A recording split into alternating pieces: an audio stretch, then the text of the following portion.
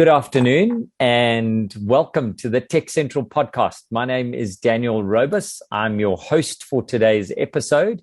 And in our virtual studio, we have Sean Sanders from Revix, a regular guest now because this is episode 3 of the series of 4, bringing us up to speed on crypto, all things crypto, and how we can buy ourselves financial freedom through other means. I'm not going to fanboy out today, Sean. It was a big episode last time, but I've gone to Cape Town and it's not that amazing. The mountains are big. We should have put up a couple of houses.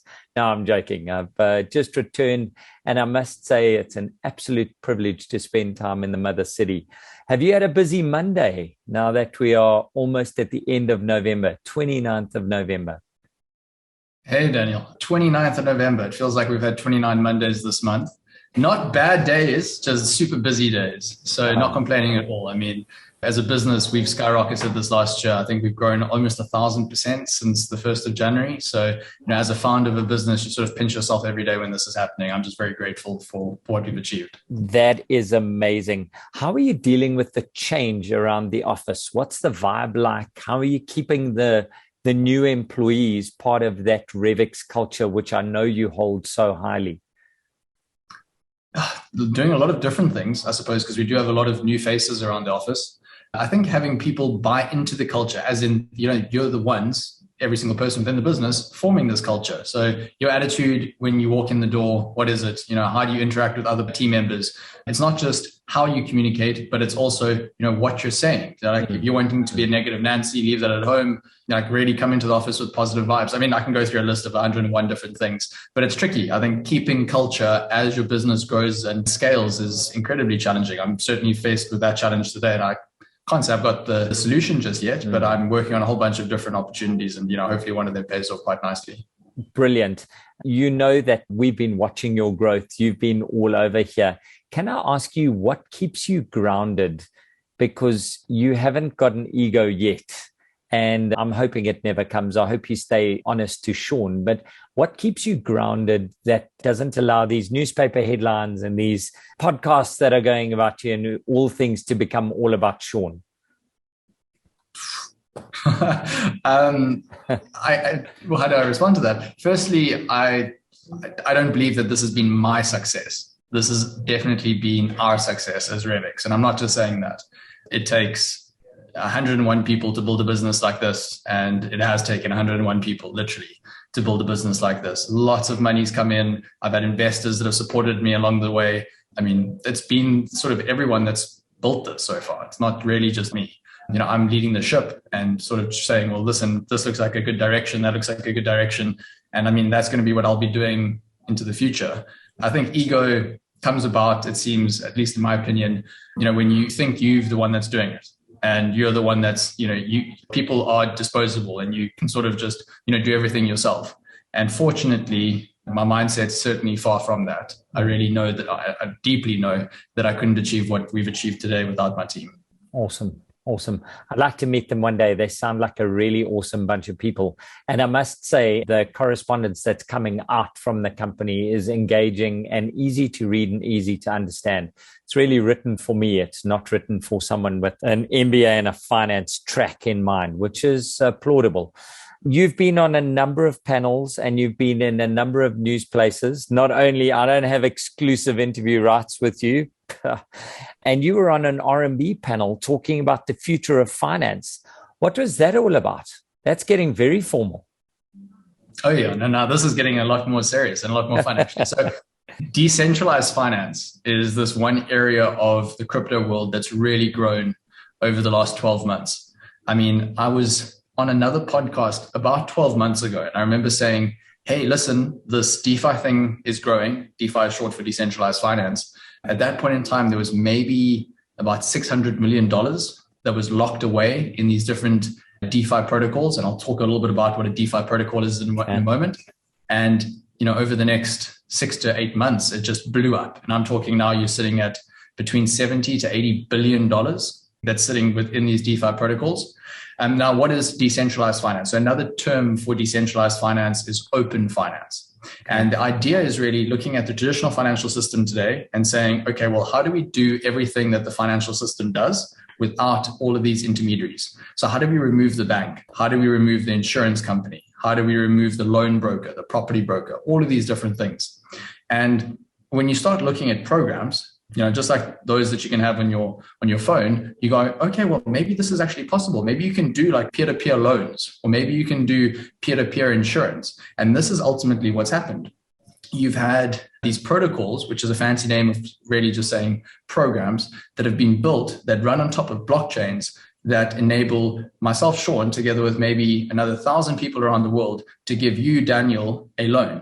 And that is an unsecured loan whereby we would be earning interest for lending you this money and you'd be paying us this interest. But this all happens in a decentralized fashion, meaning that there isn't a single bank that sits there going, okay, right, Daniel, you are creditworthy or you're not creditworthy, and we are the bank, we are going to be lending money. Instead, it's saying, well, no, listen, your creditworthiness is actually based on the collateral that you have. So here's a simple example. You could say, okay, right, I have one Bitcoin, right? One Bitcoin now is worth roughly around R1 million. I want dollars. I want a stable coin. I mean, stable coins are a version of dollars, really. So you can have one stable coin, one USDT or one USDC token, which is backed in by $1.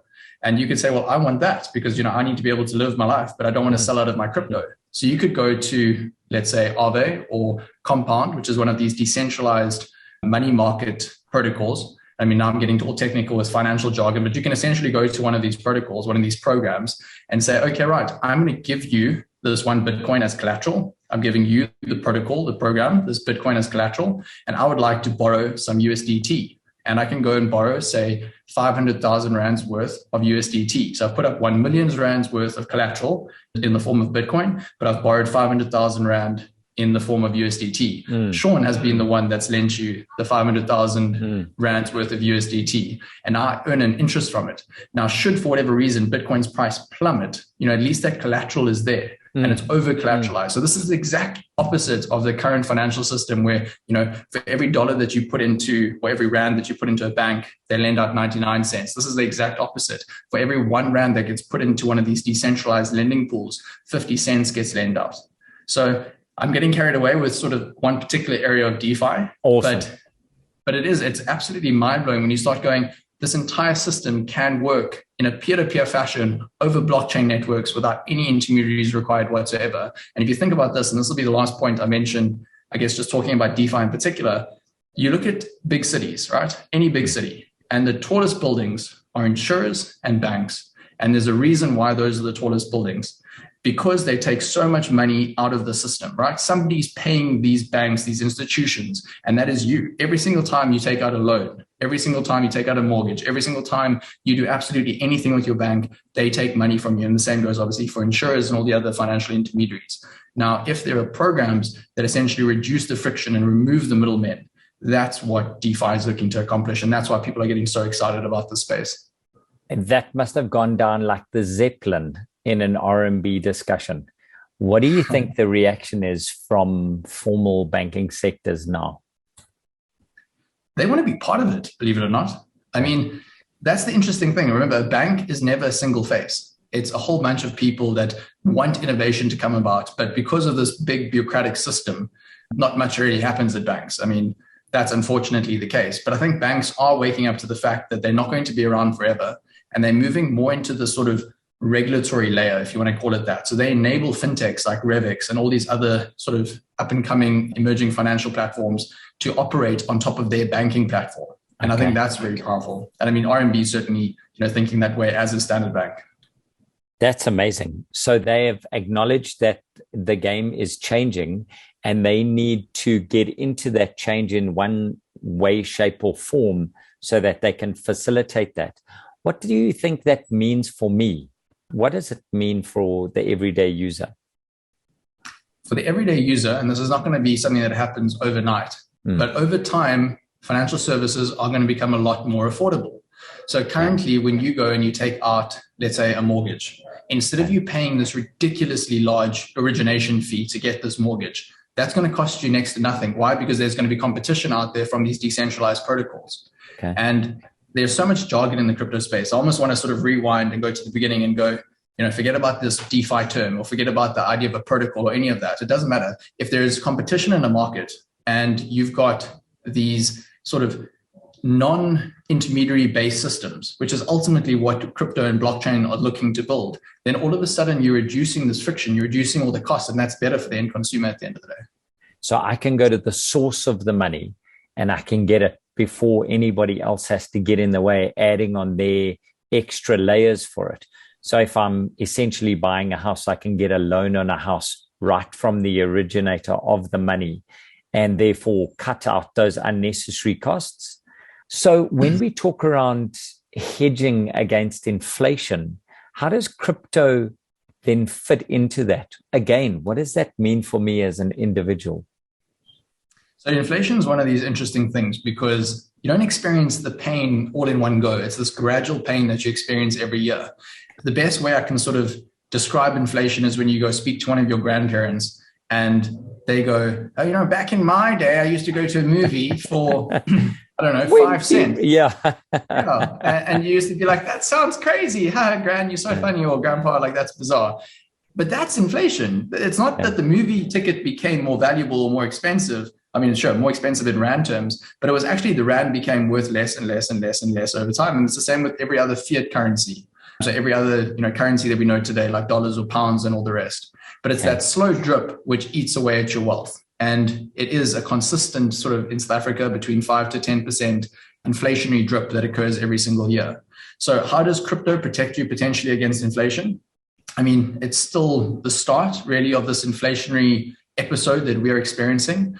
Rewind 3 years ago, governments were struggling to get inflation to come back into the market because you need a healthy level of inflation. Having a price increase on an annualized basis by a small amount encourages the right amount of consumer purchasing in the market and investment and all the rest. So the world has sort of been aiming for this, and it depends on the country, but between, say, a 2 to 4% inflation rate every single year.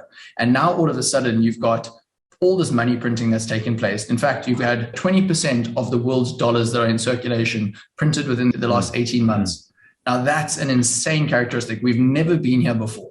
And now that all that money that's floating around in the economy is now slowly starting to trickle down and get to the end consumers, to get to the businesses and all the rest. And now the spending is happening.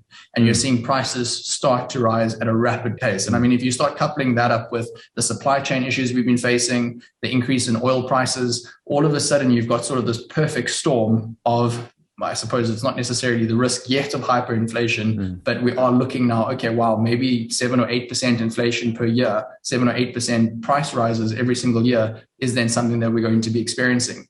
Bitcoin can protect you, and certain other cryptocurrencies can protect you from that because they're deflationary, or at least in many cases, there's a fixed cap that exists in place. As an example, you'll only ever have 21 million Bitcoin in circulation.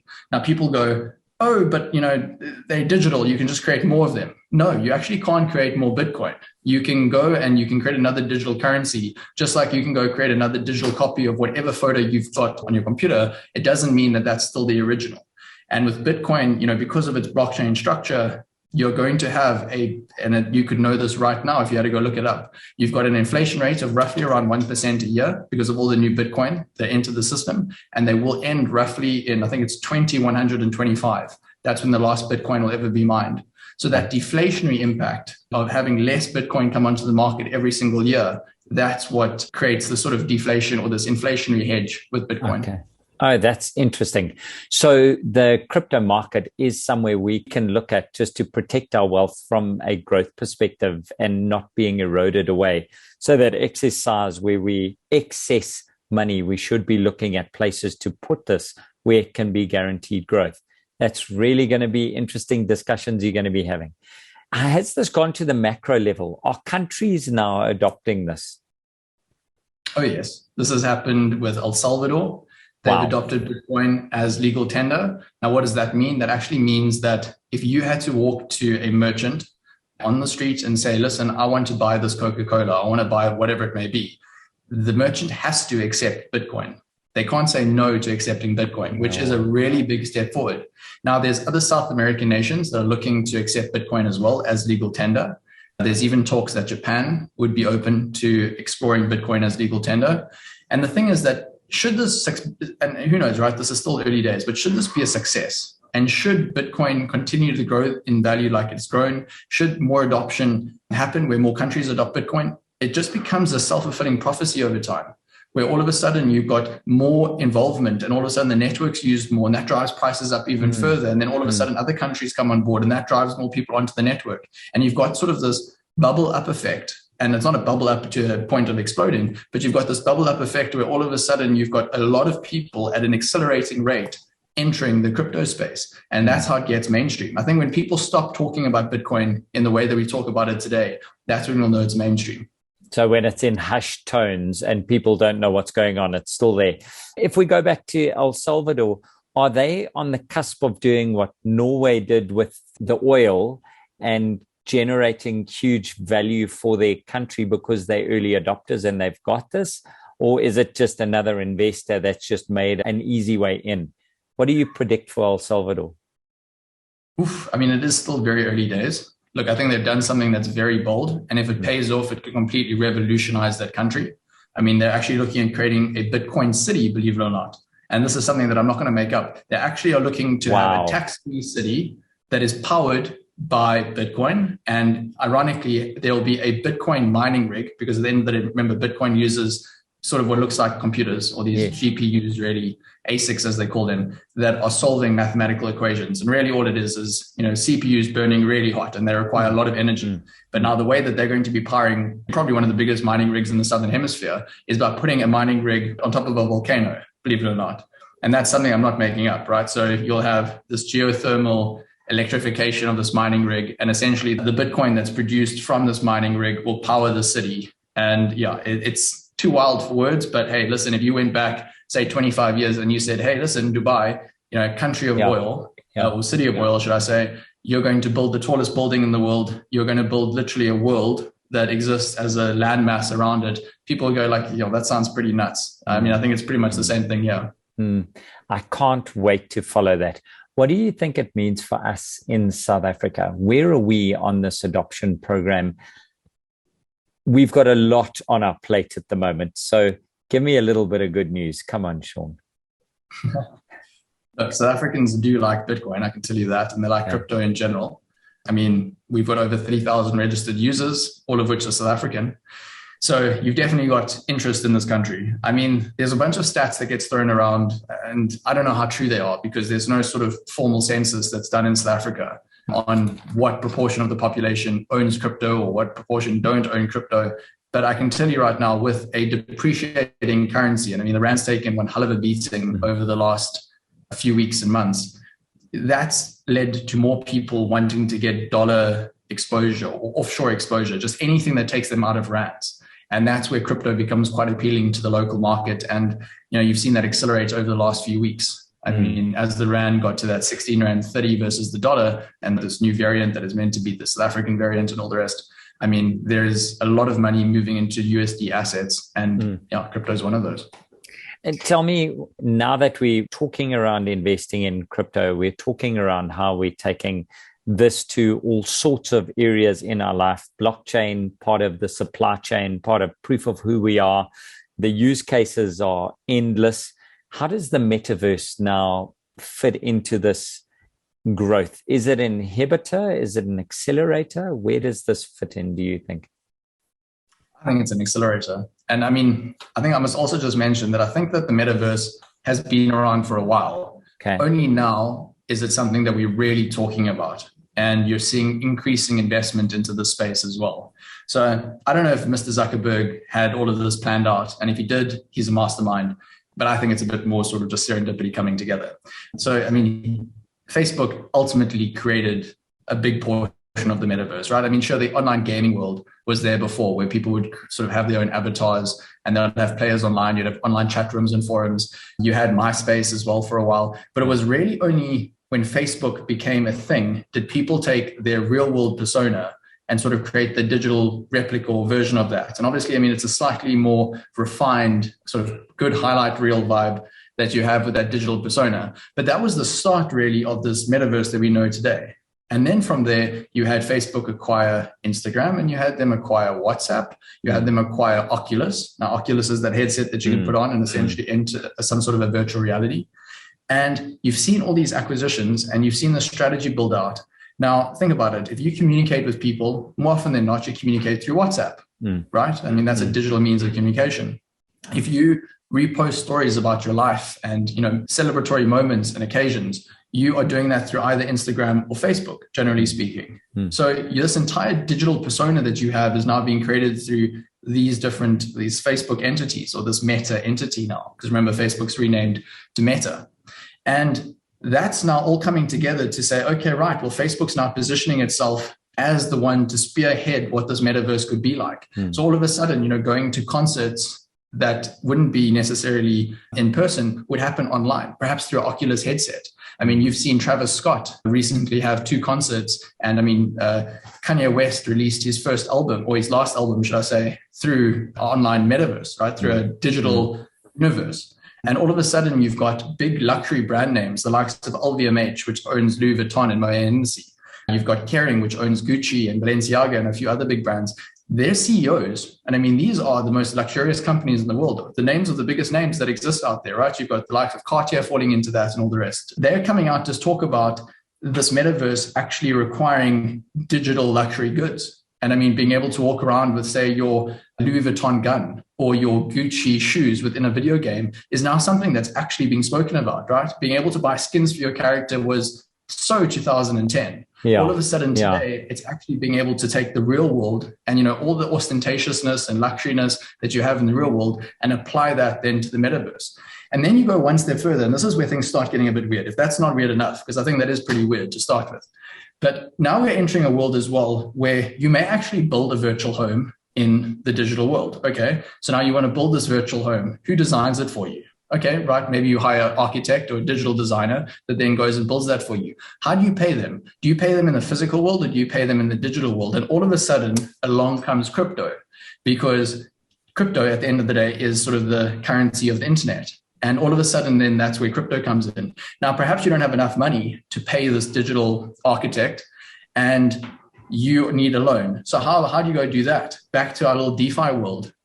You go and find a digital loan where somebody is able to lend you some money. And all of a sudden you go and you loan money to this architect, and they then go and build this house. Maybe you're really wanting to look like you're a wealthy guy or girl in this digital world, and you go hire a bunch of people to, be your posse, or to perhaps, do something together. Maybe you actually legitimately want to go out and fight characters in one of the games, but you need to hire a group of people to do this. You need to still pay them, right? And, there's this whole entire economy that gets formed within this digital world. There's almost every single thing that you can imagine doing in the physical world that we know today could be replicated in the digital world. The making of music, the resale of music, property, literally goes through everything. I mean, sure, the physical element's very different, right? You're not laying bricks or doing anything like that. But I mean, a lot of today's work isn't physical labor. It's the mental stuff. And that's what matters. And I think that's where it starts getting really weird and exciting, because, where do you stop then? So Ready Player One, Free Guy, we're going to be living in that world soon, and paying for weekends away to go and have a shoot 'em up with the boys, or a weekend in Prague where we never leave our homes, is going to become a real thing, because the AI and the virtual reality is getting so good. I think so. And I mean, maybe not to the extreme that people would see with Ready Player One. But I mean, if you are going to a funeral, as an example, and somebody's passed away in, let's say, Australia, and you're based in South Africa, I mean, you want to attend that as, authentically and as in person as you can. And if you are able to do that using some sort of augmented reality or virtual reality, I'm sure you'd choose to do that. So I think it's only natural that you'll see this extension of this virtual world sort of entering. So I guess that's maybe the best way to sort of sum everything up, is I think it'll get a lot more, the lines will be blurred between what we know today as the normal travel around, do things, and what the virtual world is like. I think those virtual experiences will become a lot more normal. Sean, I've been reading science fiction and fantasy for a very, very long time. And when I look at the world, I think that the authors in my genre have just seen the future. And so it's not quite scary for me. It's more like, told you so. So all of you who said we shouldn't be reading fantasy and sci-fi, take that. And let's get back to Revix and what you guys are doing.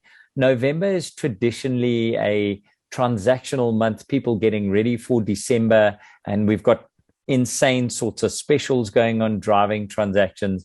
This has been a strange year, though. how's Revix approached November and what's happened with you guys on Black Friday and Cyber Monday, and where are you going? Also, as a company, we experiment all the time with new strategies, tactics, you name it, in order to get people to hear about who we are. And this year we decided, listen, we're not going to approach the marketing agency to assist us with some big campaign. We are going to go and literally say, guys, this is the day of specials, Black Friday, Cyber Monday. These are actually the days that, you wanting to get a good deal on something. So we've done two pretty cool things. Firstly, on Black Friday, a couple of days ago, we came out with sort of what would the right term be here? Make an investment and get a guaranteed return sort of thing. So if a customer came to us and they made an investment of say 10,000 Rand, we gave them 2,000 Rand, literally in cash, 2,000 Rand in their account. In fact, actually, we paid out 750,000 Rand on Friday alone to customers. So an absolutely incredible day. So instead of money going to a marketing agency, we said, listen, you make an investment with us, we'll give you the money that we otherwise would have spent to bring you onto the platform. And that included our current customers. On Cyber Monday, we've launched another promotion, which is to say, refer a friend to Revix, and we're going to give you 3 times the reward that you ordinarily would get. Wow. So ordinarily, you would have received, I think, 300 Rand for referring a friend. And now we've increased that substantially. And I think it depends on sort of the number of friends you refer as well. And I say, I think, because the rate that our marketing team is churning out new sort of promotions and all the rest, it's like sort of watch the space, because I'm sure that there'll be something in the next few days. But no, it's been absolutely insane. I mean, the growth that we've sort of seen over the last while, and also just the organic interest that people have in crypto is really off the charts. I mean, people are starting to sort of wake up to the big opportunity that exists here. And while this market is worth $1.8 trillion today, I mean, they're going, oh gosh, like the idea of this getting to a $10 trillion market cap, which is comparable to gold, really isn't that far-fetched. Wow, that is massive. I said it in the first time we met, and I'll say it again. What Revix offers us is a way to buy our freedom.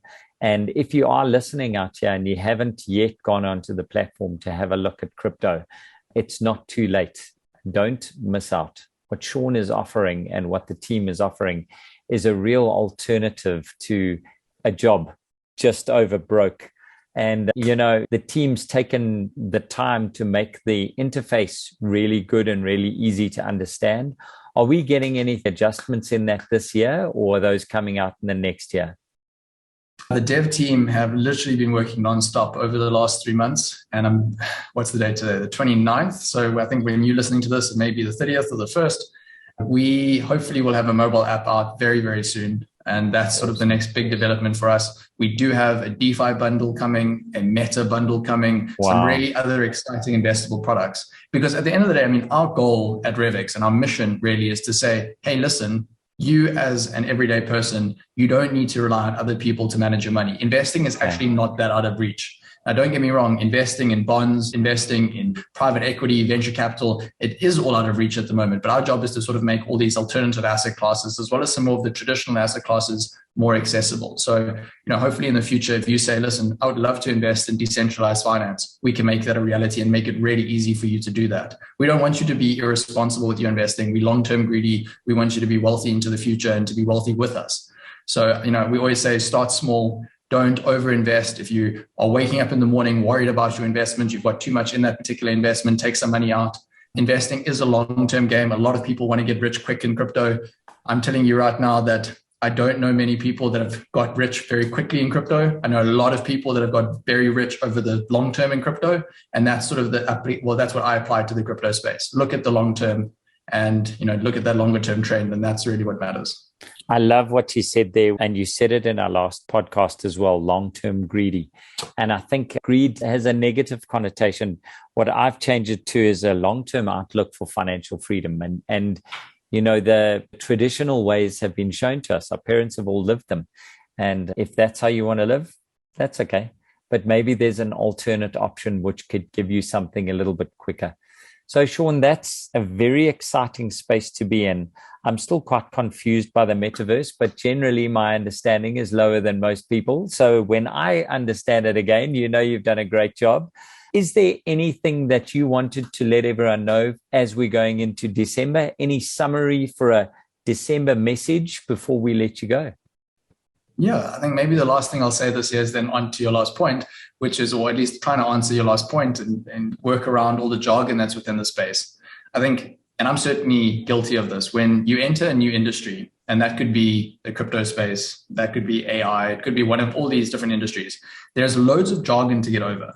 But navigating through that jargon takes a bit of time, and all of a sudden that becomes normal. Just like once upon a time, the idea of going www.something.com was weird, right? That's now part of our everyday lives. Or the idea of going to Twitter and putting in a hashtag and having something pop up, that's all become normal. But at one point in time, it was really weird. And I would urge and recommend that whoever's looking to get into these spaces, not to be intimidated by the jargon. Rather dig in. There's lots of resources out there. Look at some of our old podcasts, listen to some of our old videos and all the rest. We've dug into a bunch of different topics. There'll be a few words here or there that'll be weird, but over the longer term, the more you dig into the space, the more you'll know. And I think the more familiar everything will become. And that's maybe my challenge to you heading into 2022. Thank you, Sean. Sean Sanders, the head of Revix, the head of a young dynamic team that's really making an impact in South Africa. Thank you for giving us time. I think you did wrap up for December, but I think we've got one more podcast in the series just to wrap up the year. So I'm looking forward to what you've got for New Year's, what you're going to be doing with the team. Good luck for you for this last kind of push while everyone's still paying attention. Good luck for Cyber Monday. And as a real fan of what the team is doing, I just want to wish you strength, success, and level head to get us through some interesting Corona times, interesting world reactions. Let us carry on leading the way. So from my side, Daniel Robus, I'm going to wrap up and say, Sean, have a lovely Cape Town afternoon. I'm headed for a heartfelt storm, which is going to be magnificent. So I hope your afternoon is as good as mine. Brilliant. Thanks, Daniel. Bye-bye.